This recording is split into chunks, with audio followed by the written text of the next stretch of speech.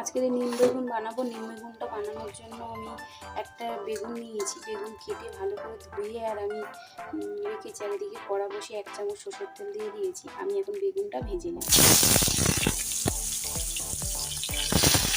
বেগুনটা প্রায় ভাজা হয়ে গেছে। আমি কেটে রাখা টমেটো, আমি অর্ধেক টমেটো দিয়ে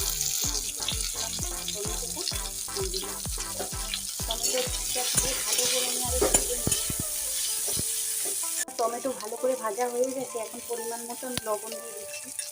আমি ভালো করে একটু নেড়ে চেড়ে নিচ্ছি। আমি তো হলুদ হলুদ আর কিছু দেবো না। নিম পাতা আমি ভিজে গুঁড়ো করে রেখে দিয়েছিলাম নিম বেগুন বানাবো।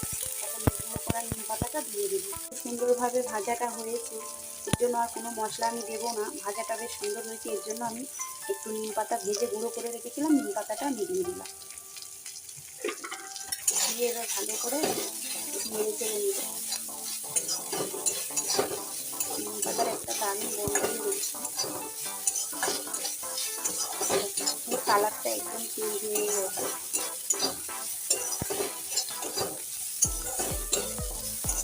নিম বেগুন পুরোপুরিভাবে আমার রেডি হয়ে যাচ্ছে।